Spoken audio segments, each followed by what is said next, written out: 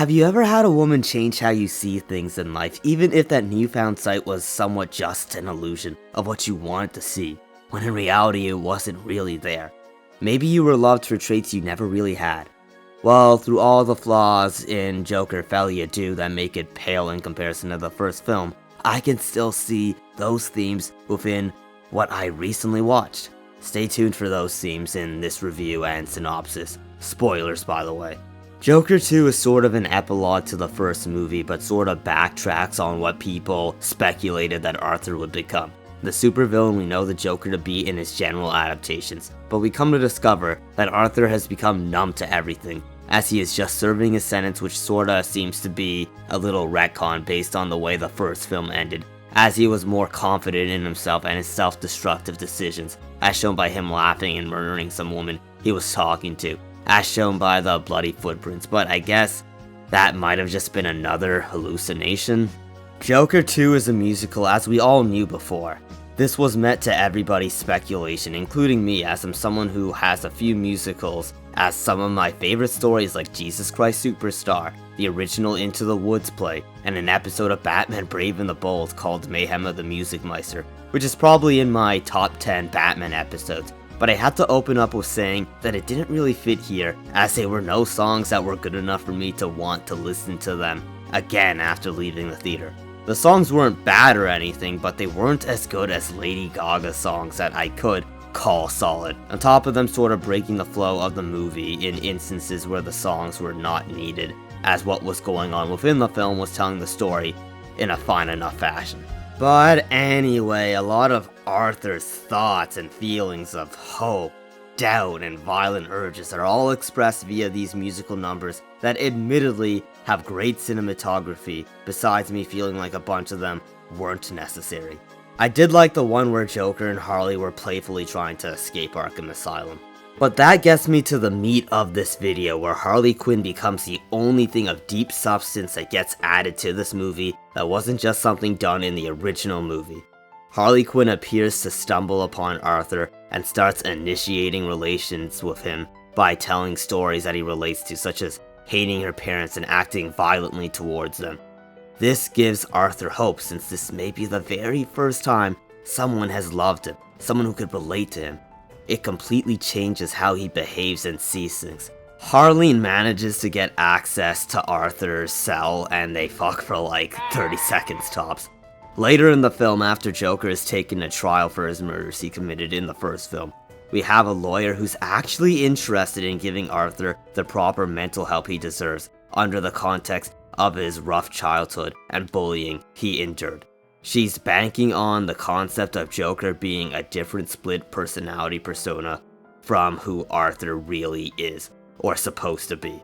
Harley Quinn, on the other hand, is against the lawyer trying to give Arthur a normal non-Joker life, and Harley Quinn confronts the lawyer about it. Later, after the lawyer's confrontation with Harleen, the lawyer researches Harleen, and we come to discover that Harleen Quinzel lied and over-exaggerated everything she told Arthur, as she placed herself in Arkham Asylum deliberately just to get close to the Joker, as she had her parents' wealth and was a graduate in psychology who has an interest in the Joker persona.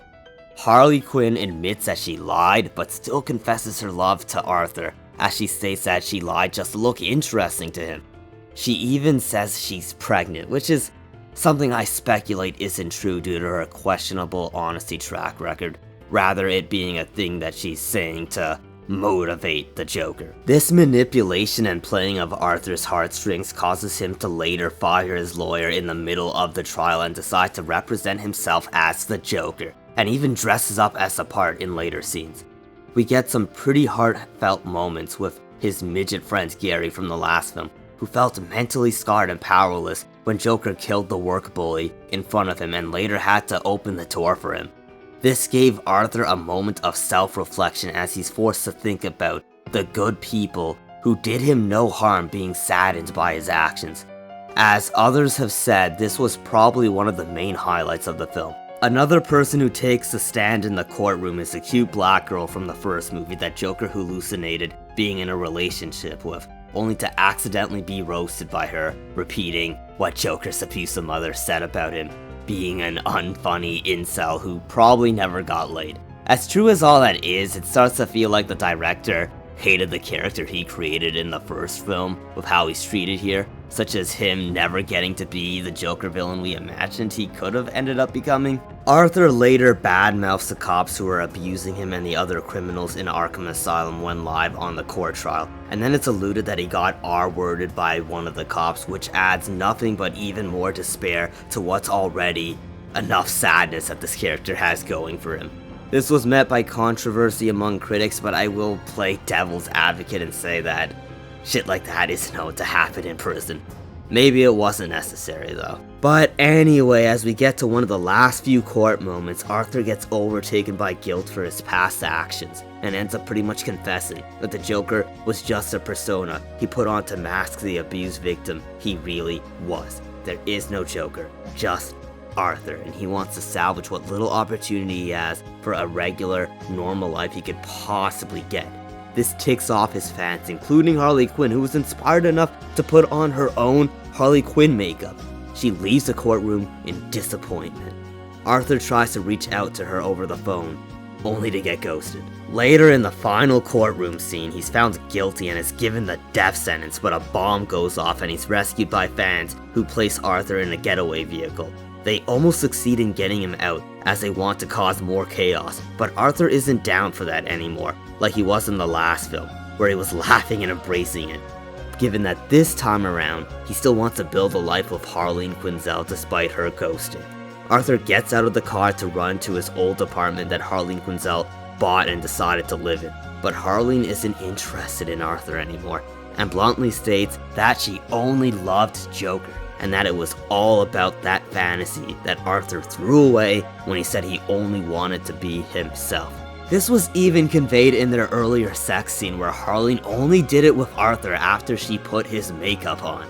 She sings him off and tells Arthur goodbye shortly before the cops arrive to take him back to Arkham Asylum, where he's alone and miserable again. All because he just decided to try to be himself.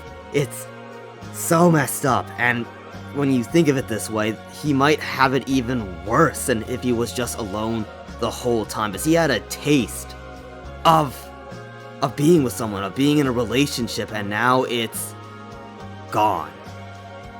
And knowing what you missed out, it just makes it even sadder. It's like someone who's blind, and they've always been blind, and it sucks, versus someone who had their sight and then lost it, which sucks even more for them. But the sad cherry on the shit sundae to all of these sad events that transpired is that he gets told the joke by an inmate as he's on his way to get his next punishment.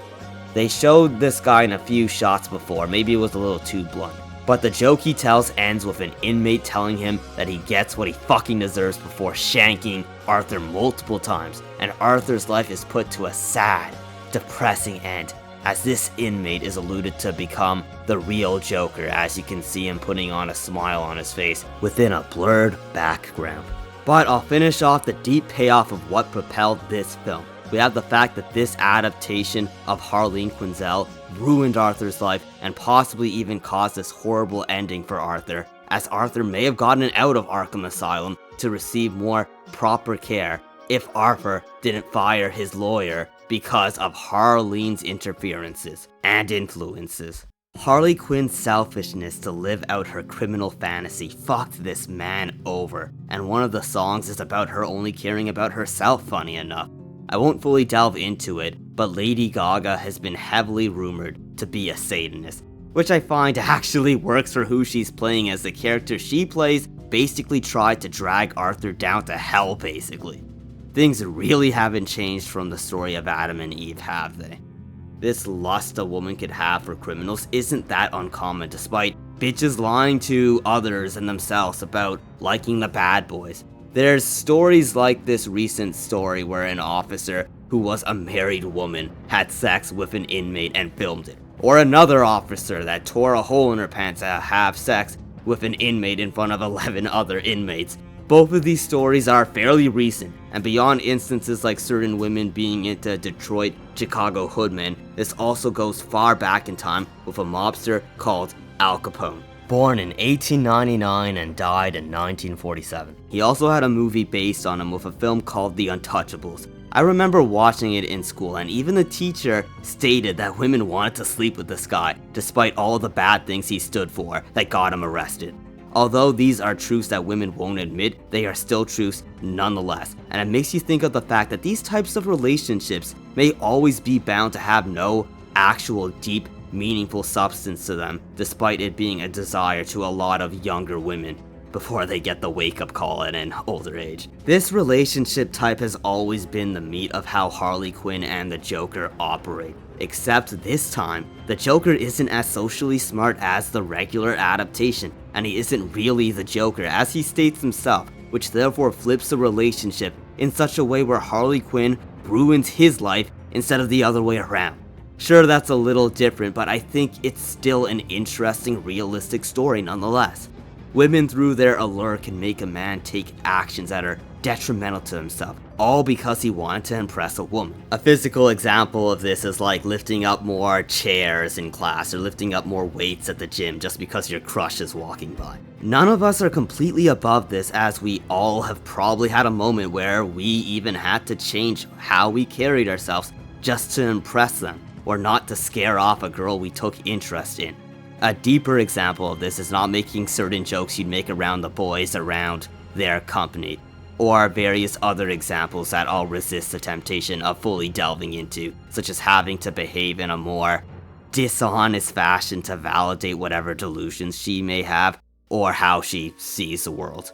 Of course, there's women who are exceptions to this, like the lawyer who actually cared about getting Joker the proper help he needed, unlike various other first world Western women who pretend to care about various issues while taking contradictory actions towards what she was pretending to give a fuck about, with examples like pollution or child labor, even though clothing is one of the most polluting industries and we won't kid ourselves on who buys that more, or diamonds on overvalued rings that children probably had to crawl into some dirty ass mine for.